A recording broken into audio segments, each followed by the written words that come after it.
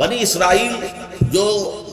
ہم سے پہلے 2000 برس تک امت مسلمہ کے مقام پر فائز ہے، جن کے بارے میں صرف سورہ بقرہ میں 2 مرتبہ اور بھی 2 جگہ پر آیا ہے ذرا مختلف الفاظ میں، لیکن سورہ بقرہ میں تو ایگزیکٹلی انہی الفاظ میں آیا، یا بنی اسرائیل اذکروا نعمتی التی انعمت علیکم وانی فضلتکم علی العالمین، اے بنی اسرائیل ذرا میرے انعامات و احسانات و اکرام کو جو میں نے تمہارا کیا یاد کرو، میں نے تمہیں تمام جہان والوں پر فضیلت دی۔ جس قوم کا یہ حال ہو، جس امت کے بارے میں قرآن یہ کہہ رہا ہے، یہ کوئی تورات کی آیت نہیں ہے، یہ کوئی تالمود کا جملہ نہیں ہے، قرآن چھٹے رکوع کی پہلی آیت بھی یہی ہے اور ایگزیکٹلی یہی آیت ہے 15ویں رکوع کی پہلی ہے سورہ بقرہ۔ لیکن یہ کہ ایک بات نوٹ کر لیجئے، یہ اس سے پہلے کبھی میں نے نہیں کہی ہے، آج کہہ رہا ہوں۔ اصل میں حضرت موسیٰ علیہ السلام کا جو مشن تھا، اس میں جہاں دعوت توحید اور اللہ کے دین کی دعوت کا عنصر شامل تھا، یقیناً اس کے بغیر تو کوئی رسول ہو ہی نہیں سکتا، لیکن اس کے اندر ایک بہت نمایاں پہلو ایک قومی جذبہ تھا، ایک قوم کو ظلم سے نجات دلانا۔ بنی اسرائیل ایک قوم تھے، حضرت یعقوب علیہ السلام کے 12 بیٹوں سے 12 قبیلے، اور کچھ عرصہ مصر میں وہ بڑے شان کے ساتھ رہے، ٹھاٹ کے ساتھ رہے، ان پر جو بادشاہ وقت تھا ان کی بڑی جو ہے وہ مہربانیاں تھی، کرم فرمائیاں تھی۔ کیا وجہ کیا ہے، یہ ایک علیحدہ مسئلہ ہے، کیوں تھا وہ میں اس وقت ڈسکس نہیں کر سکتا۔ تو حضرت موسیٰ علیہ السلام گویا کہ دوہری بعثت کے ساتھ آئے، آل فرعون کو وہ رسول بن کر آئے کہ مانو مجھے اور میری اطاعت کرو، اعبدوا اللہ واطیعون، اور بنی اسرائیل کے لیے وہ نجات دہندہ بن کر آئے کہ انہیں فرعونیوں کے، آل فرعون کے مظالم سے اور سختیوں سے اور پرسیکیوشن سے اور ٹارچر سے نجات دلائی۔ اب جہاں قومی معاملہ ہوتا ہے وہاں ظاہر بات ہے کہ ذاتی تربیت، اخلاقی تربیت کا اتنا موقع نہیں ہوتا، وہ تو قوم کو بچانا ہے، قوم میں اچھے بھی ہیں، برے بھی ہیں، نیک بھی ہیں، بد بھی ہیں، شریر بھی ہیں، شریف بھی ہیں۔ اس اعتبار سے حضرت موسیٰ علیہ السلام کی جو قوم تھی، اگرچہ اللہ تعالیٰ نے 9 معجزات دکھائے آل فرعون کو اور پھر ایک معجزے کے ذریعے سے ہی اس قوم کو نجات دی، لیکن یہ قوم تھی، اس قوم میں ایسے بھی تھے جو حضرت موسیٰ پر واقعی صدق دل سے ایمان رکھتے تھے، جیسے یوشع ابن نون، یوشوا جس کو کہتے ہیں بائبل میں، غالب ابن یفنہ، لیکن ایسے بھی تھے جو ڈھل مل تھے، کچھ مانتے تھے کچھ نہیں مانتے تھے، اور ایسے بھی تھے جو صرف اسرائیلی ہونے کی وجہ سے شامل تھے، ورنہ انہیں حضرت موسیٰ علیہ السلام کے اوپر کوئی ایمان، کوئی یقین نہیں تھا۔ چنانچہ یہ الفاظ آئے ہیں قرآن مجید میں کہ ما آمن بموسیٰ الا ذریۃ من قومہ، صرف کچھ لوگ نوجوان تھے جو ان کی قوم میں سے ان پر حقیقت ایمان لائے تھے، ورنہ اکثر و بیشتر لوگ جو ہے وہ ایک قومی جذبے کے ساتھ تھے کہ ہمیں قوم سے، جو ظالم قوم ہے، نجات دلانے کے لیے یہ آیا تو ہم بھی ساتھ ہیں۔ لیکن ان کا کہیں بھی جو معاملہ بحیثیت قوم، بحیثیت مجموعی، وہ وفاداری کا نہیں تھا حضرت موسیٰ علیہ السلام کا۔ لہذا دیکھیے اب ان کا کیا رویہ رہا، عین حضرت موسیٰ علیہ السلام کے ساتھ، جن کے ذریعے سے اللہ تعالیٰ نے انہیں نجات دی، جن کے ذریعے سے آل فرعون کے سے انہیں آزاد کرایا، انہیں لے کر مصر سے نکل آئے ہیں سینائی پیننسلا میں۔ لیکن جب وہ دین کا وہ تقاضا آیا کہ اب جان ہتھیلی پر رکھ کر نکلو میدان میں، قتال کرو، اب جنگ کرو،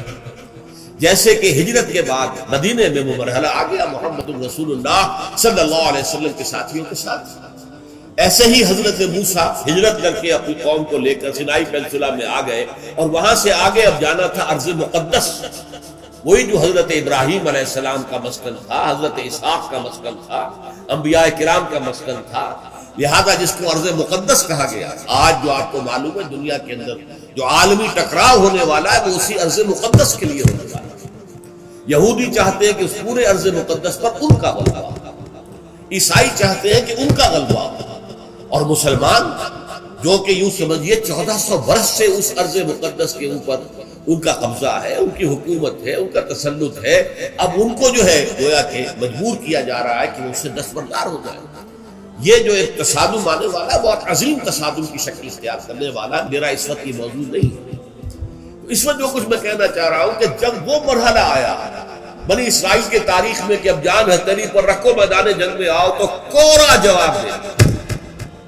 فَاذْهَبْ أَنْتَ وَرَبُّكَ فَقَاتِلَا إِنَّا هَاهُنَا قَاعِدُونَ، جاؤ موسیٰ تم اور تمہارا رب جاؤ اور جنگ کرو، ہم تو یہیں بیٹھے ہیں۔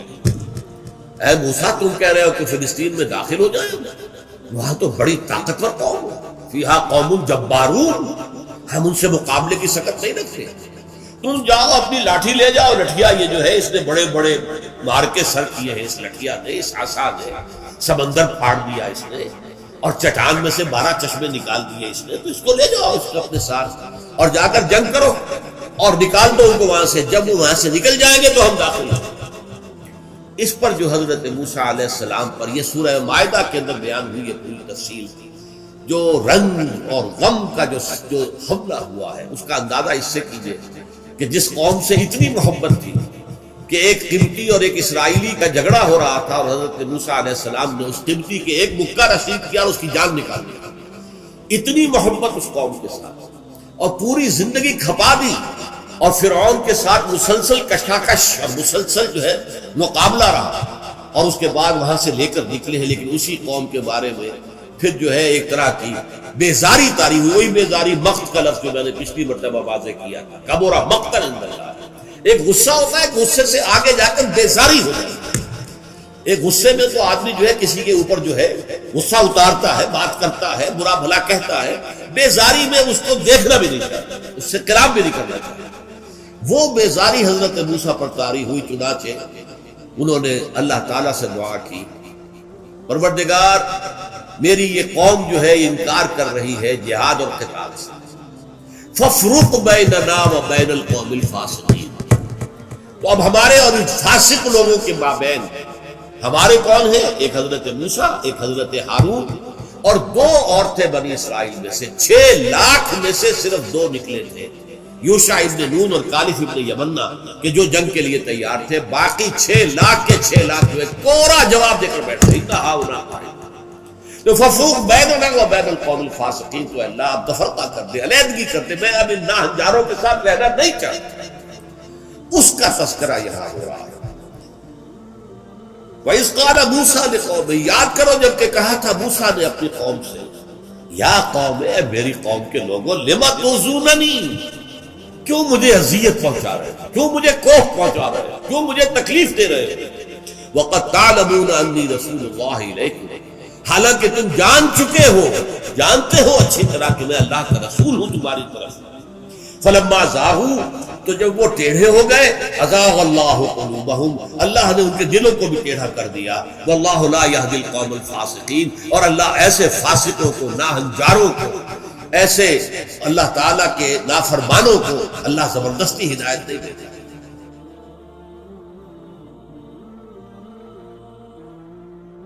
وَعِبَادُ الرَّحْمَنِ الَّذِينَ يَمْشُونَ عَلَى الْأَرْضِ هَوْنًا، اللہ کے بندے وہ ہیں جو زمین پر چلتے ہیں تو آہستگی اور نرمی کے ساتھ، قدم مار کر نہیں چلتے، اکڑ کر نہیں چلتے، بلکہ یہ کہ معلوم ہوتا ہے فروتنی کے ساتھ چل رہے ہیں، اور یہ اپنے آپ کو آقا نہیں سمجھتے، مالک نہیں سمجھتے، بلکہ غلام سمجھتے ہیں، اللہ کے غلام ہیں، عباد الرحمن ہیں، اللہ کے بندے ہیں، تو غلاموں کی طرح چلتے ہیں، وہ اکڑ کر نہیں چلتے۔ وَإِذَا خَاطَبَهُمُ الْجَاهِلُونَ قَالُوا سَلَامًا، ایک ان کا وصف یہ ہے کہ جب جاہل لوگ، اجڑ لوگ، مشتعل مزاج لوگ خامخواہ ان سے الجھنا چاہیں، بحث و مباحثے میں انہیں جو ہے وہ خامخواہ الجھانا چاہیں، تو وہ کہتے ہیں سلام، وہ الجھتے نہیں ہیں، بحث و تمہیز کے اندر نہیں۔ جب وہ دیکھتے ہیں کہ ایک شخص بحث پر اتر آیا، وہ اب بات سمجھنا نہیں چاہتا، اس کے اوپر ضد جو ہے وہ مسلط ہو چکی ہے، تو اب خامخواہ اس کے ساتھ وہ الجھے رہنا، جس کو ہم کہتے ہیں ہمارے ہاں وہ پنجاب میں یہ سینگ پھنسا کر آدمی جو ہے وہ اپنا وقت ضائع کرے، اس کا بھی وقت ضائع کرے، کوئی فائدہ نہیں۔ میچور آدمی یہ کہ دیکھے اگر تو واقعی یہ بات سمجھنا چاہ رہا ہے تو سمجھائے، نہیں سمجھنا چاہتا، اس کی اصل میں نیت ہی نہیں ہے، تو پھر خامخواہ اس کے ساتھ الجھنے کا فائدہ نہیں۔ والذین یبیتون لربہم سجدا وقیاما، اور وہ لوگ کہ جو راتیں بسر کرتے ہیں اپنے رب کے لیے سجدے اور قیام میں۔ یہاں وہ بات بہت واضح ہو گئی، جہاں تک 5 فرض نمازیں ہیں وہ تو فرض ہیں، وہ تو تعمیر سیرت کی بنیادیں ہیں، ان کی تو مداومت کرنی ہے۔ والذین یحافظون والذین هم علی صلواتہم یحافظون، لیکن یہ لوگ جو ہیں جن کے دل آشنا ہو گئے ہوں اللہ سے، اگر یہ اللہ کے ساتھ دوستی ہو چکی ہو، تو پھر یہ کہ رات کا وقت ہوتا ہے کہ جس میں وہ پھر بندہ اٹھتا ہے، کوئی دیکھ نہیں رہا ہے، لوگ سوئے ہوئے ہیں، کوئی ڈسٹربنس نہیں ہے، خیر ہماری تو آج کل شہری زندگی میں راتوں میں بھی ڈسٹربنس رہتی ہے، لیکن یہ کہ عام طور پر بہرحال دن کے مقابلے میں تو ایک سکون کی کیفیت ہوتی ہے۔ اس وقت اپنے رب سے راز و نیاز کی باتیں، کبھی اس کے سامنے کھڑے ہیں، کبھی سر بسجود ہیں۔ والذین یبیتون لربہم سجدا وقیاما، والذین یقولون، اور وہ کہتے رہتے ہیں سب کے باوجود، ربنا اصرف عنا عذاب جہنم، اے رب ہمارے عذاب جہنم کو ہم سے پھیر دے، دور کر دے۔ یہ سورہ نور میں بھی ہم نے پڑھا تھا کہ وہ ساری شخصیت جو ہے بیان کرنے کے بعد وہ اس کے بعد بھی لرزاں اور ترساں رہتے ہیں۔ یوم تتقلب فیہ القلوب والابصار، ڈرتے رہتے ہیں اس دن کے خیال سے کہ جس میں نگاہیں اور دل الٹ دیے جائیں گے قیامت کے دن سے۔ ان عذابہا کان غراما، یقیناً اس کا عذاب جو ہے وہ چمٹ جانے والی شے ہے۔ انہا ساعت مستقر و مقامہ، پروردگار وہ جگہ جہنم جو ہے یقیناً بہت بری جگہ ہے، مستقل قیام کے لیے بھی اور تھوڑی دیر کے لیے بھی۔ جو میں نے عرض کیا تھا کہ دنیا میں بری سے بری جگہ بھی جو ہے اس میں بھی آپ تھوڑی دیر کے لیے جائیں گے تو ریکریشن ہو جائے گی چینج کی وجہ سے،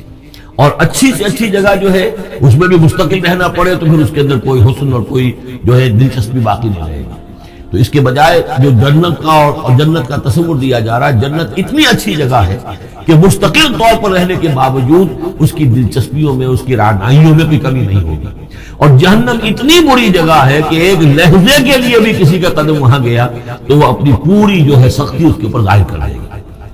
والذین اذا انفقوا لم یسرفوا ولم یقتروا وکان بین ذلک قواما، اور وہ لوگ جو خرچ کرتے ہیں تو نہ تو وہ اسراف کرتے ہیں اور نہ ہی بخل سے کام لیتے ہیں، بلکہ اس کے بین اعتدال جو ہے واقعہ یہ ہے کہ دنیا کا مشکل ترین کام ہے، توازن اور اعتدال۔ ظاہر بات ہے یہ لوگ جو میچور ہیں، سمجھدار ہیں، اب ان کے ہاں یہ ہوگا کہ ان کے اس خرچ کرنے کے معاملے میں بھی اعتدال ہوگا۔ والذین لا یدعون مع اللہ الہا آخر، تین کبیرہ گناہ وہ ہیں جیسا کہ ہم نے پڑھا ہے سورہ نساء میں بھی، ان تجتنبوا کبائر ما تنہون عنہ، تو بڑے بڑے گناہ وہ کون سے ہیں کہ جن سے اگر تم باز رہو تو باقی چھوٹے گناہ تو اللہ تعالیٰ جو ہے وہ معاف بھی کرتا رہے گا۔ اور ان میں سے سب سے بڑا تو 2 مرتبہ فرمایا شرک، اور شرک کے بعد پھر قتل ناحق اور پھر زنا، یہ 3 ہیں۔ قتل ناحق سے بھی در حقیقت تمدن کی جڑ کٹ جاتی ہے، اور زنا سے تمدن جو ہے وہ سڈاس بن جاتا ہے، پھر اس کے اندر گندگی ہو جاتی ہے۔ تو اس حوالے سے یہ 3 چیزیں یہاں بیان کی جا رہی ہیں۔ والذین لا یدعون مع اللہ الہا آخر، وہ لوگ کہ جو نہیں پکارتے اللہ کے ساتھ کسی اور معبود کو۔ ولا یقتلون النفس التي حرم اللہ الا بالحق، نہ ہی قتل کرتے ہیں کسی جان کو جس کو کہ اللہ نے محترم ٹھہرایا ہے مگر حق کے ساتھ۔ قتل کے بدلے قتل والا معاملہ ہے، یا مرتد کا قتل ہے، یا زانی شادی شدہ کا رجم ہے، جو بھی ہے۔ ولا یزنون، نہ وہ زنا کرتے ہیں۔ ومن یفعل ذلک یلقی اثاما، اور جو کوئی بھی یہ کام کرے گا وہ اس کی پاداش کو پکڑ کر اس کو جو ہے اس حاصل کر کے رہے گا، یعنی لازم اس کی سزا اس کو مل کر رہے گی۔ یلقی اثاما یضاعف لہ العذاب یوم القیامہ، قیامت کے دن اس کا عذاب دگنا کر دیا جائے گا۔ یہ آیت اس اعتبار سے بہت اہم ہے کہ منکرین حدیث نے بہت شور مچایا ہوا ہے کہ قرآن مجید میں کہیں عذاب قبر کا کوئی تذکرہ نہیں ہے، صراحتاً واقعتاً نہیں ہے، احادیث میں بہت تفصیل ہے، لیکن یہ کہ یہ مقام ایسا ہے کہ جس سے ثابت ہوتا ہے کہ قیامت کے دن سے پہلے بھی عذاب ہے۔ یضاعف لہ العذاب یوم القیامہ، دگنا کیا جائے گا ان کے لیے عذاب قیامت کے دن۔ اس کا مطلب ہے کہ عالم برزخ میں بھی ان کے لیے عذاب ہے۔ اور جو فرمایا گیا ہے کہ یہ جو قبر کا گڑھا ہے یا یہ جہنم کے گڑھوں میں سے گڑھا ہے، اور یا جنت کے باغیچوں میں سے ایک باغیچہ ہے، اور یا تو وہاں ایک کھڑکی کھول دی جاتی ہے جنت کی جہاں سے ٹھنڈی ہوائیں اور خوشبوئیں آتی رہتی ہیں، اور یا یہ کہ کھڑکی کھول دی جاتی ہے جہنم کی طرف جس سے آگ کی لپٹ اور گرمی جو ہے اور لو جو ہے وہ آتی رہتی ہے۔ یضاعف لہ العذاب یوم القیامہ، قیامت کے دن اس کے لیے عذاب دگنا کر دیا جائے گا۔ ویخلد فیہ مہانا، اور پھر وہ رہے گا اس عذاب میں ہمیشہ ہمیشہ۔ الا من تاب، استثناء ہے، استثناء یہ ہے من تابہ، جو جس نے توبہ کر لی دنیا ہی کے اندر موت کے آنے سے پہلے ما لم یغرغر، الا من تابہ و آمن، اور ایمان لایا۔ گویا کہ جو شخص اس قسم کے گناہوں میں مبتلا ہوتا ہے چاہے وہ قانوناً کافر نہ ہو، حقیقتاً وہ کافر ہو جاتا ہے، ایمان اس کے دل سے نکل جاتا ہے، لہذا توبہ گویا کہ اثر نو ایمان لانے کے مترادف ہے۔ الا من تابہ و آمن وعمل عملا صالحا، اور وہ پھر عمل کرے نیک، فاولئک یبدل اللہ سیئاتہم حسنات، تو ایسے لوگوں کی برائیوں کو اللہ تعالیٰ نیکیوں سے بدل دیتا ہے۔ اس کے دونوں معنی ہے کہ توبہ کے نتیجے میں ایک تو نامہ اعمال میں جو اندراج ہوا تھا برائی کا وہ صاف ہو جائے گا، اور اس کی جگہ نیکی کا اندراج ہو جائے گا، اور یہ معنی بھی ہے کہ زندگی میں اس دنیا میں توبہ کے نتیجے میں اخلاق جو ہے وہ پاک صاف ہو جاتے ہیں، دامن اخلاق کے دھبے دھل جاتے ہیں، اور انسان کا جو دامن کردار ہے پھر صاف شفاف ہو جاتا ہے۔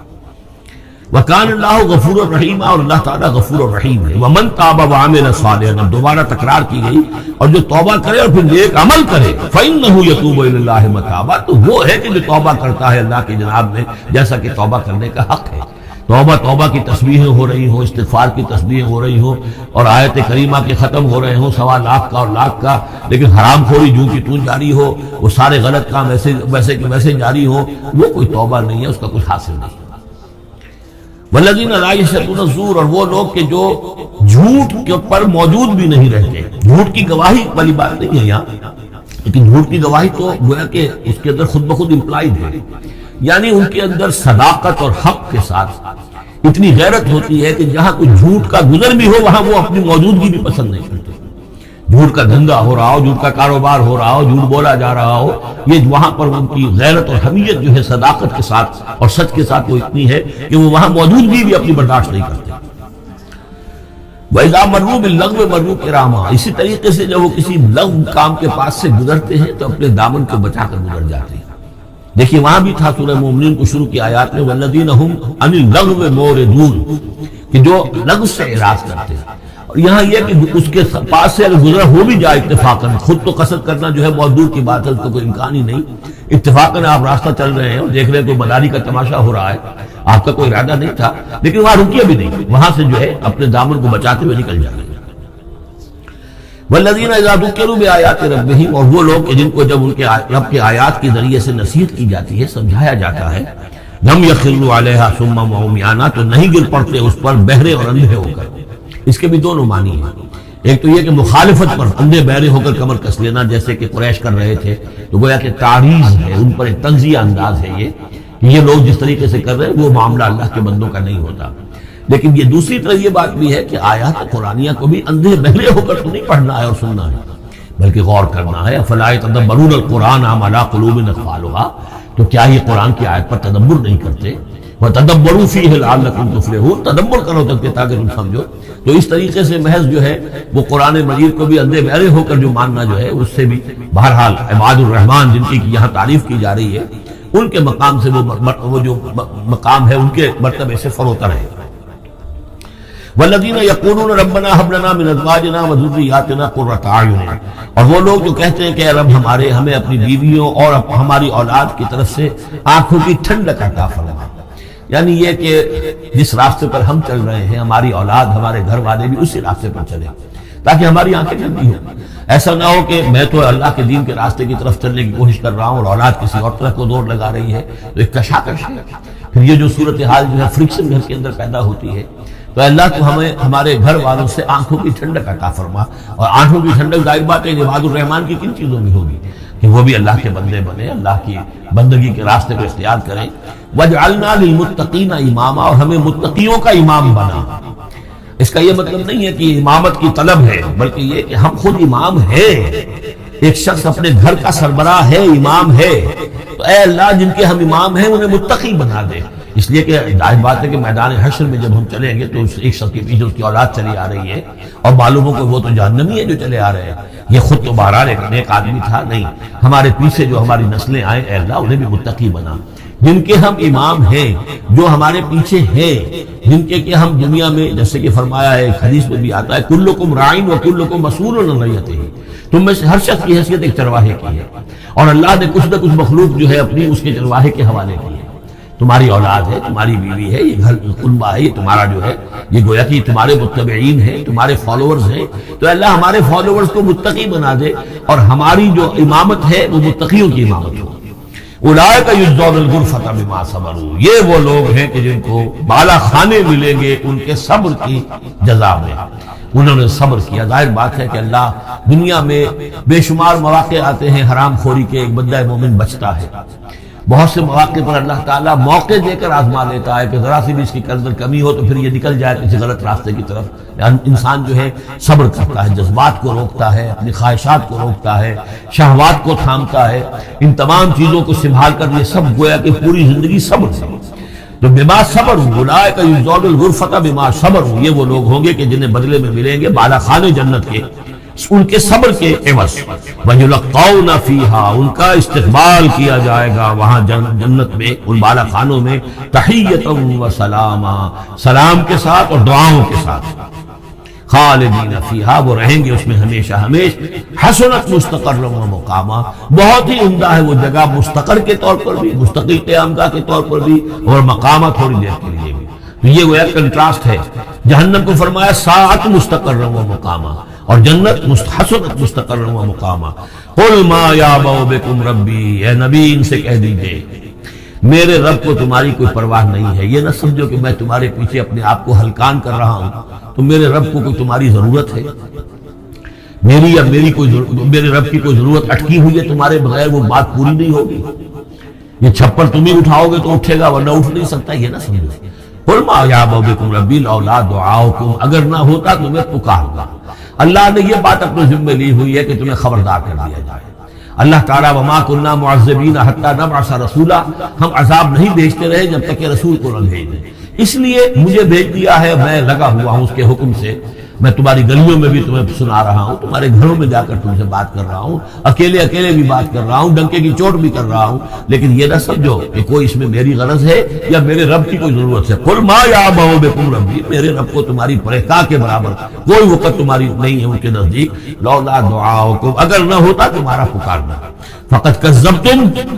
تو دیکھو تم نے جھٹلا دیا ہے، فسوف یکون لزاما، اب عنقریب یہ تمہارے ساتھ چمٹ کر رہے ہیں، یعنی یہ کہ اس کا جو عذاب ہے، اس کی جو پاداش ہے، اس میں مل کر رہے گی۔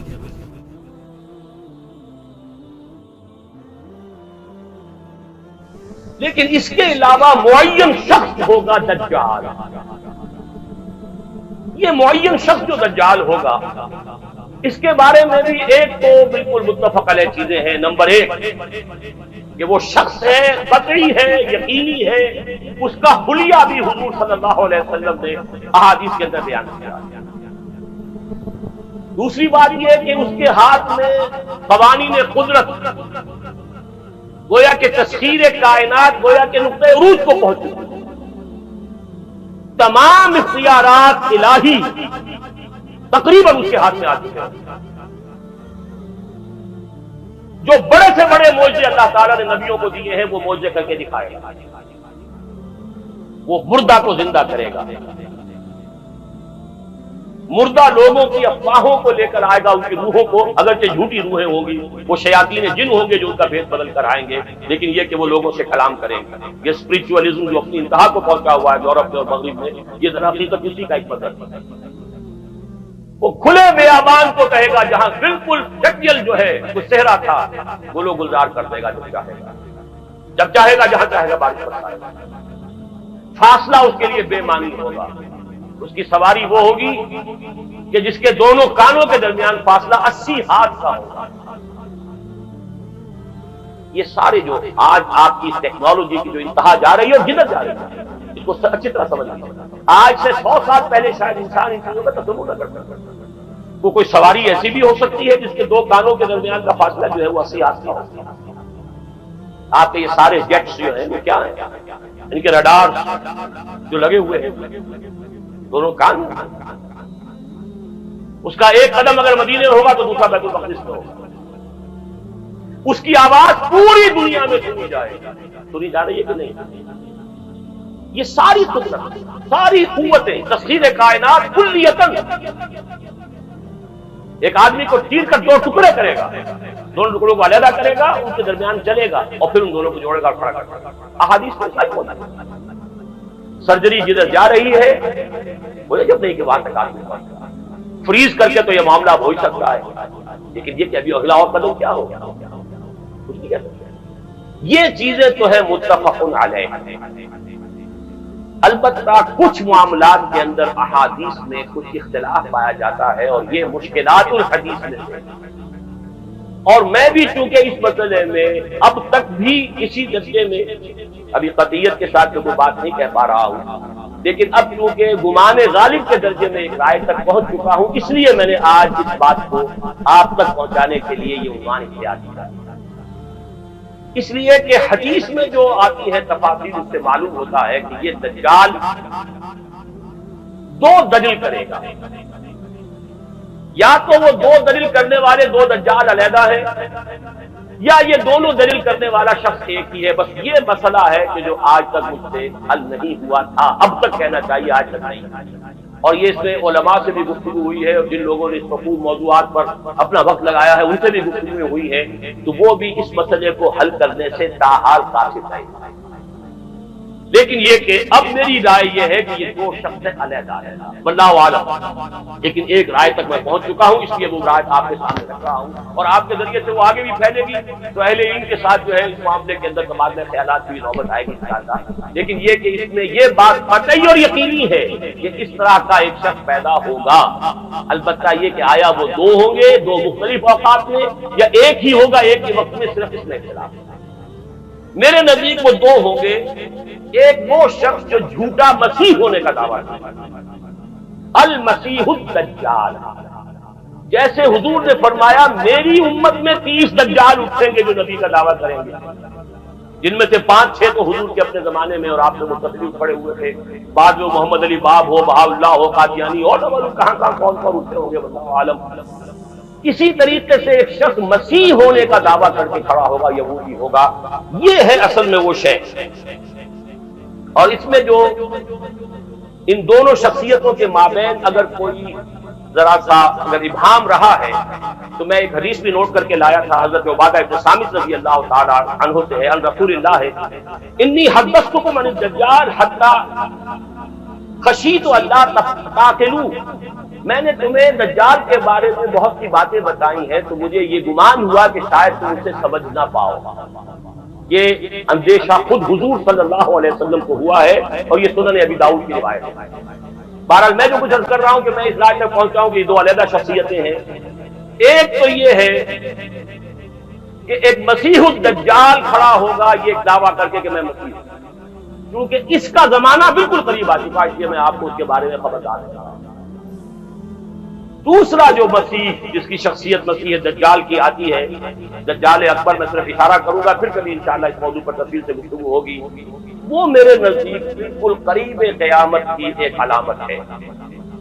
جو خدائی کا دعویٰ ہے، وہ جھوٹا خدا ہوگا، یہ جھوٹا مسیح ہوگا، المسیح الدجال، الدجال الاکبر وہ ہوگا